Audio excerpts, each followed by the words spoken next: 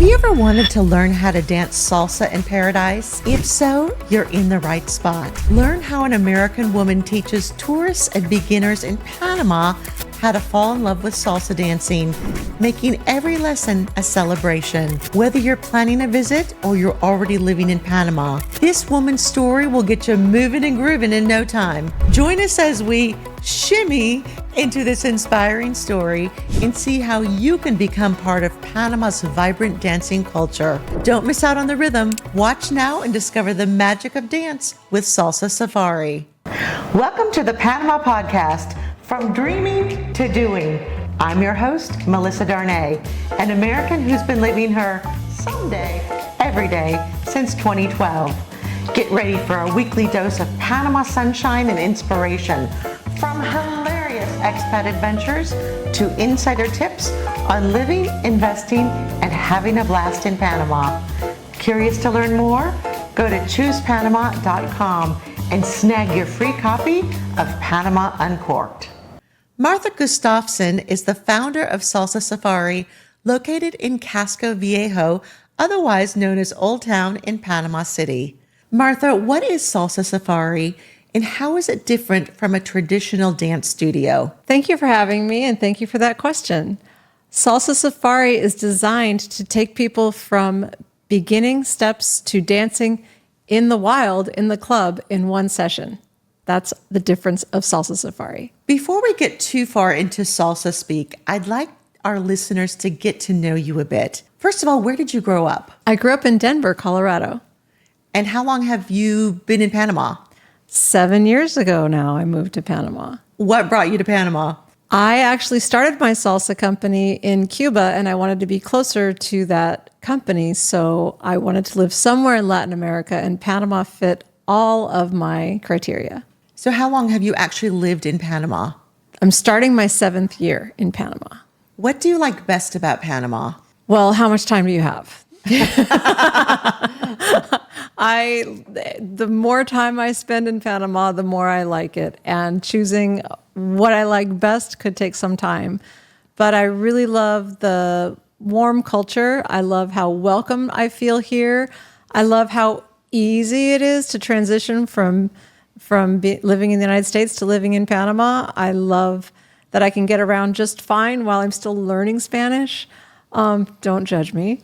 And I love the healthcare. I love the infrastructure. I love the diversity of the culture and the people, and also the settings. You can feel like you're in Miami or Vegas if you want to go to a casino, and you can also go see monkeys in the jungle in just 30 minutes. You're not the first expat we've had on the show who hasn't spoken Spanish very well. It seems to be a recurring theme. You've talked about a lot of good things, but what's been the hardest thing for you?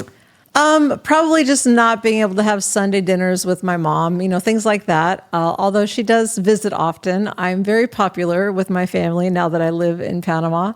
They might visit me more here than they did when I lived in the States. Isn't that the truth? Yeah, definitely. What's the funniest thing that's happened to you since living in Panama? Every day funny things happen because I speak Spanish like a 5-year-old child. So Me too. I can hang out by the kiddie pool just fine. It's great. But so I'm constantly just engaging in silly little misunderstandings when I'm trying to communicate with people who, speak English. I think the funniest thing is when I tried to look up what sopa meant. I kept asking people, how are you? And I would hear que sopa, and I'm like, oh, my Spanish is so bad, I don't even know what sopa means. And I think I asked a bunch of people, and finally, someone's like, no, it's que pasó. We just switch it to sopa. And I'm like, oh. And did they do this just to make you crazy? Yeah. I think it was funny. Yeah, that was kind of funny. It worked. That is funny because they can play language tricks on us and we don't know. Yes, constantly. Yeah. So, but I find it all part of the journey, and it's a lot of fun. Good. Yeah. Since you've been here 7 years, you've probably gone to see the doctor. What's been your best healthcare story? Well, I have so many. Healthcare here is seamless and easy, and so much less expensive than the United States, if I can say so. I remember when I first came, I had to go I hadn't established a doctor or anything yet. So I needed to go to the emergency room. It wasn't an emergency, but I just wanted the convenience of taking care of my little issue. I knew I needed an antibiotic. So I went to the emergency room and I was expecting a really huge bill checking out. And, they told me, well, they had someone speaking English. They guided me through the whole process. I was in and out really quickly. And they said, but we're so sorry. This doesn't qualify as a medical emergency. So you're going to have to, be responsible for the entire bill. We can't use any insurance. I said, that's okay. Just lay it on me, gave me the bill. And I laughed out loud when they gave me the bill because the entire bill was less than my deductible would have been in the United States. Yeah, exactly. The first time I had an MRI, like the MRI and the hour with the doctor was $60. And, it was one of those things you try to pay as fast as you can because you feel like they've made a mistake. They're getting away with something by paying so little. Yes, every time I feel that way. Yes, definitely.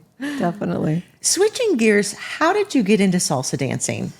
One of my friends got married and had a salsa band. And another friend of mine was a professional dancer. And I asked him to go to the wedding with me because I love dancing, but I'd never seen salsa before. I didn't have any professional training in salsa. And because he was a professional dancer, it felt like we were in a movie dancing through this wedding. And I thought, what is this crazy magic I have to learn? So I signed up for lessons right away. And how long ago was that? Maybe 15 years ago now. Okay. Yeah. So you've been dancing for 15 years. I have.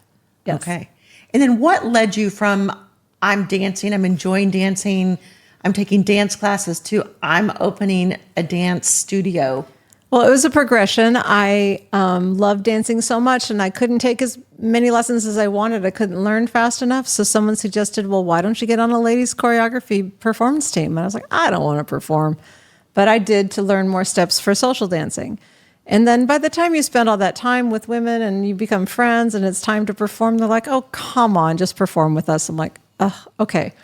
So then I'm dancing and I'm performing on stage all over the United States. And then it led to, well, why don't we do a competition team? Because our skill set will just increase that much more if we learn, at a competitive level. I'm like, I don't want to compete. Well, the same thing happened. So then I'm traveling not just through the United States, but all over the world, dancing and competing in salsa with teams, with partners, with bachata, with a million things. And we ended up landing in Cuba. And salsa as an American. As an Cuba. American. Now, what year was this? 2015. Okay. Had Cuba opened up yet for Americans? Well, that's an interesting question. Cuba is always difficult to travel to as a United States citizen. I have learned that there are now 11, and there used to be 12, categories for allowing travel to Cuba. We cannot travel as tourists. We have to have a reason for travel that's not tourism. When it opened up is when the 12th category came, and that was when Obama was the president, and that category was the easiest one to accomplish. That one is now gone, but the other categories are still there. The category that I travel under most often, because I go to Cuba often, is support for Cuban people. So as long as you're not staying in a Cuban government-owned establishment and not using Cuban government taxis, as long as you're staying in places that are like an Airbnb that are owned by Cuban citizens, and you take the local taxis that are owned by Cuban citizens and the local restaurants that are owned by Cuban citizens, then you have qualified under all of the requirements as a U.S. person to be in Cuba supporting Cuban people, because all of your dollars are going to support Cuban people. And how long did it take you to learn all of those idiosyncrasies? It took me a little while. I bet. I had to have friends guide me. And then I remember the first time I was like, I'm going to do this on my own. And it was a little scary. But I think of it now as the same way I think about keeping my tax records. As long as you keep all of your records of where you stay, you're supposed to keep them for 7 years. So you keep your records of what you're doing, where you're staying, and why you're there. And you can satisfy that requirement, and you just keep those records filed in case anybody ever asks. I've traveled to Cuba multiple times every year since that first time, and I think I've only been asked maybe once, and that was this year. And what is Cuba like as an American going there, paint the picture with an American eyes. For me, it was unlike any place I've ever been before. For me, it's kind of like the land that time forgot. Some things are frozen in time, like the cars that you see in all the pictures and, the buildings, and a lot of the things are just very simple. You walk everywhere. I walk so many more steps when I'm in Cuba than anywhere else in the world, except for maybe New York. But you can't, in New York, you can choose the subway or walking. In Cuba, you're just pretty much walking. Okay. And it's just a simpler way of life. Panama has a little bit of that element, maybe in the Casco Viejo area where you can just walk everywhere. You don't need a car. But in Cuba has Havana Vieja that's similar to Casco Viejo, but it's much, much larger geographically. I think that's one of the reasons that attracted me to Panama is I love the Casco Viejo neighborhood, and it reminded me of Havana Vieja.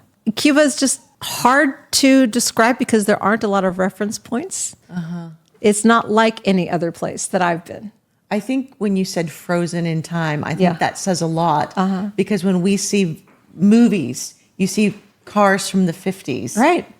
That's, hard for us in our consumerism driven lives to really understand what life must be like for the average Cuban. Yes. And I helped a Cuban friend, purchase one of those cars from the 50s. And I realized quickly that for me, it's impossible to keep it running because there aren't any parts. So I noticed right away that the trim that would have been chrome was replaced with wood.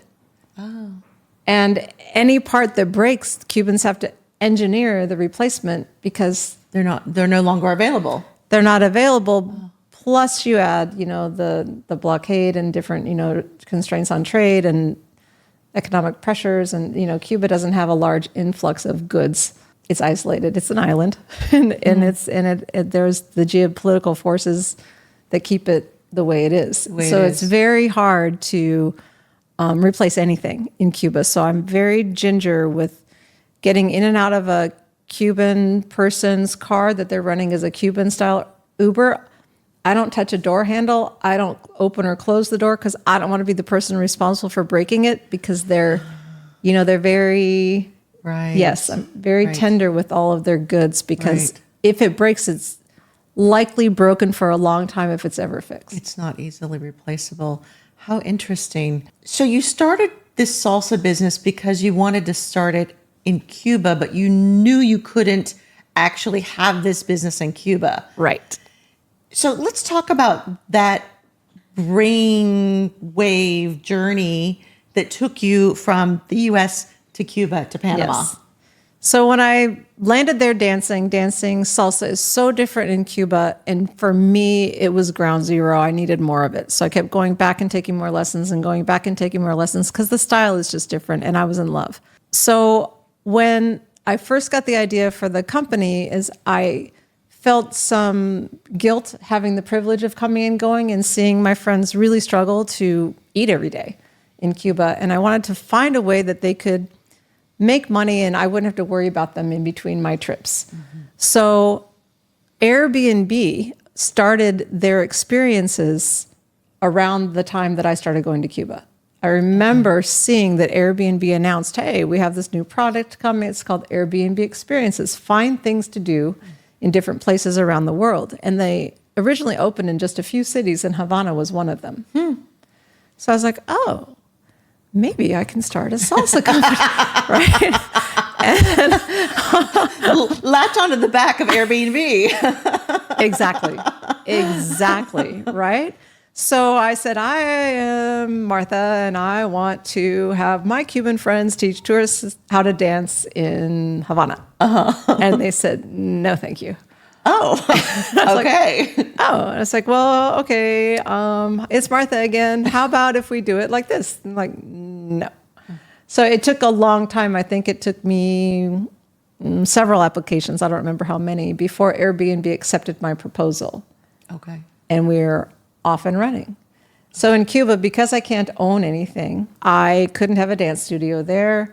So that's why it was born as Salsa Safari, because we were dancing in the wild. We met people at the clubs. Okay.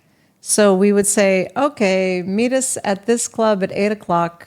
We'll meet you at the entrance. And while people are social dancing before it gets crowded, we'll teach you the basic steps and then we'll dance with you all night. Oh, so you not only get the basics, but you also get a partner, which a lot of people worry about. Who am I going to dance with if I learn how to dance? That's the key to our success. We have amazing professional partners for everyone who signs up for. I love that. Professional partners. Yes, I think that's the key to our success, because how could you dance in the wild all night by yourself? By yourself. And what fun is that? What fun is that? So we created a little Dancing with the Stars moment for people.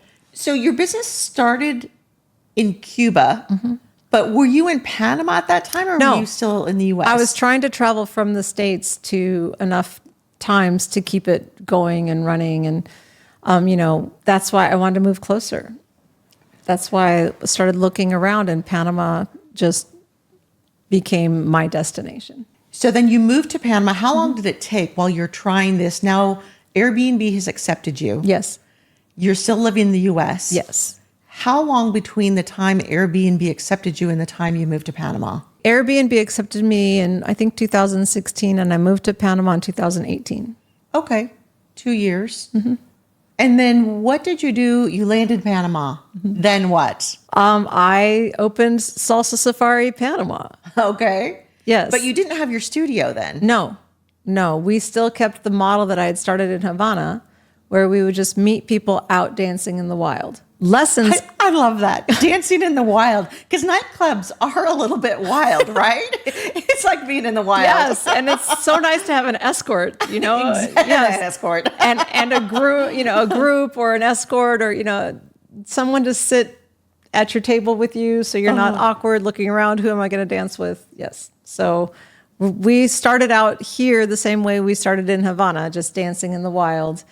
And then as that grew, people said, well, I loved this. I want to do it again. Can I come again on Monday? Well, there's nothing open on Monday. So then we started lessons. Well, would you like a lesson? Yeah, I'd love a lesson. And then we started dinner and dancing. And then we asked our guests what they were interested in. And through, guest feedback, we have many, many options now.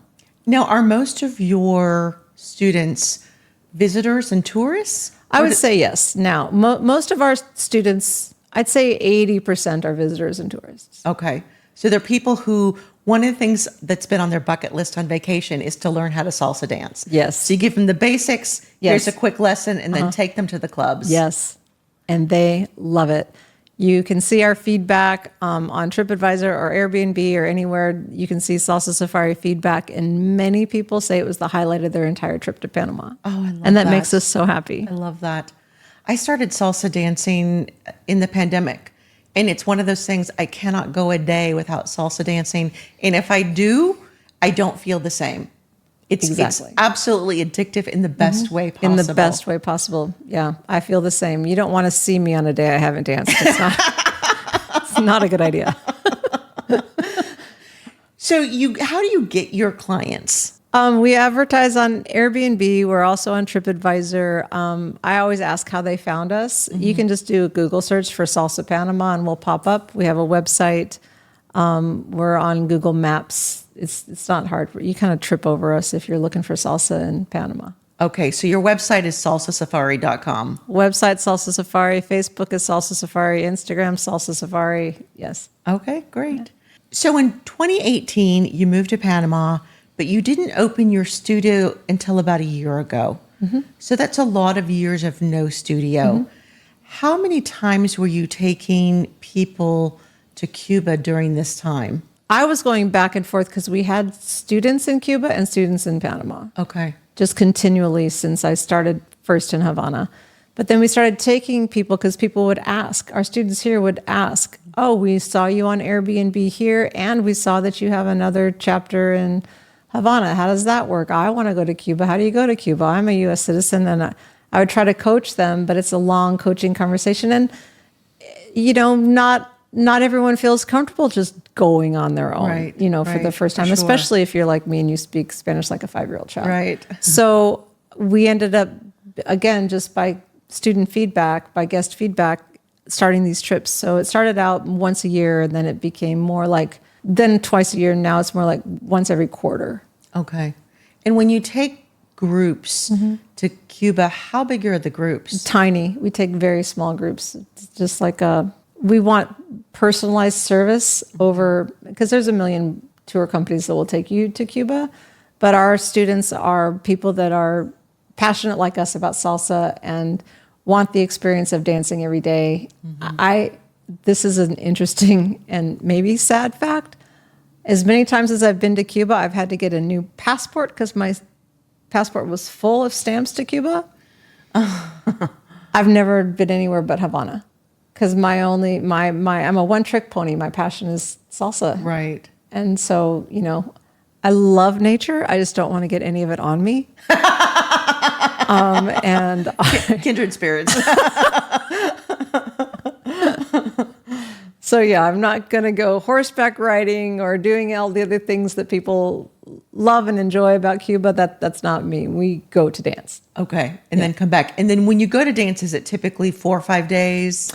We have 4 and 5 days experiences. And in April, we have a week-long experience because it's in conjunction with a salsa convention that's happening there. That's a week long.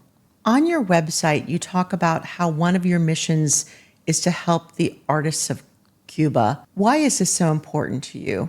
As I started going to Cuba and started getting to become friends with my dance instructors, I got to know more about their life, kind of from an inside perspective. They would invite me to their house to meet their family. Most of the instructors still lived with their mothers, and their mothers would make me dinner and all these wonderful, hospitable, adorable things. And the daily struggle of their lives really just broke my heart. So I wanted to be able to support artists. Have a hard time making a living anywhere, and they certainly have a hard time making a living in a country like Cuba. And I wanted to do something to help them feel more secure with just the basic needs, honestly. Just buying food is a struggle for most of the Cuban friends that I have that are such beautiful, wonderful, amazing dancers and humans. Do you think that most of the Cubans want to leave Cuba, or do you find that they just want a better life in Cuba? Most of the Cubans that I know love their country above all other things and want the economy to improve. Right. And they're probably very hopeful that soon it will. One of the most beautiful things I have found about Cuban culture is their incredible optimism, just collectively and individually.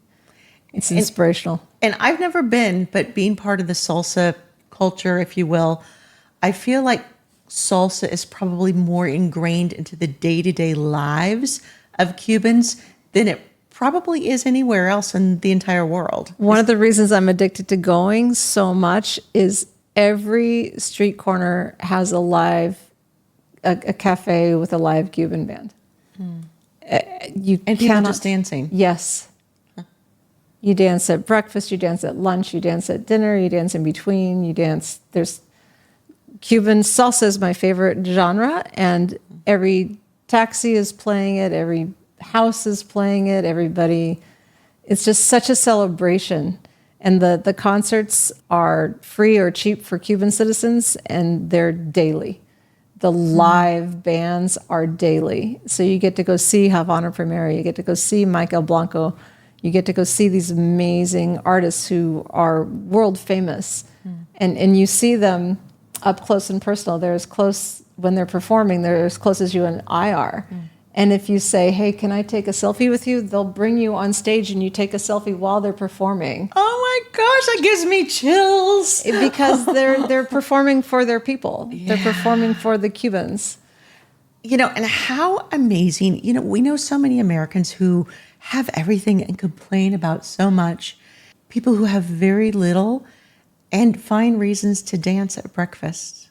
I mean, wow, it gives me chills. Me too. And I've told my whole family, they all know. If it ever comes a time that I need to be in an assisted living, I want to be in assisted living in Cuba. Because they bring the bus and they put all the little old ladies who can't really walk anymore on the bus, and they drive them to the concert.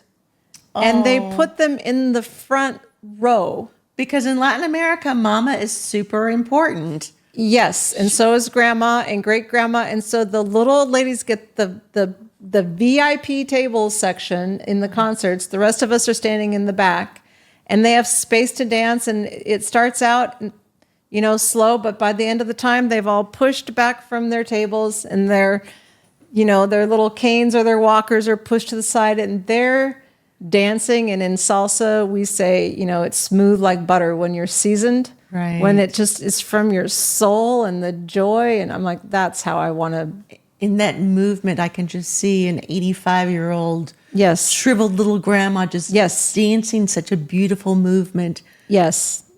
Beyond. Wonderful. Yeah. What a wonderful experience. Martha, if your life were a made-for-TV movie right now, what would this chapter in your life be called? Well, when people ask me how I am, my favorite response is, I'm living the dream. Yeah. Somebody has to, so it might as well be me. So I think I'm going to steal that. Somebody has to do it. Might as well be me. might as well be me. So I think it would be living the dream. Okay, living the dream. Living the dream in Panama, going to Cuba quite often, owning a studio, and the people who dance with her, I've danced with them many, many times. They are sweet, great dancers. They're a little bit delicious. A little bit, yeah. A little bit delicious. Yeah. Yeah. And just so much fun and so sweet. And one thing I've noticed, they all love their mamas. Yes. They all love their mamas. Absolutely. Martha, it's been a pleasure chatting with you today. What a great story. This is not the way actually I thought this was going to go. It was 10 times better. Martha, it's been a pleasure having you. This story has been so inspiring. Cheers. See you next time. If you've enjoyed this video, make sure and subscribe and press the like button. If you'd like to see other videos, drop a comment and let us know what other topics you're interested in hearing about.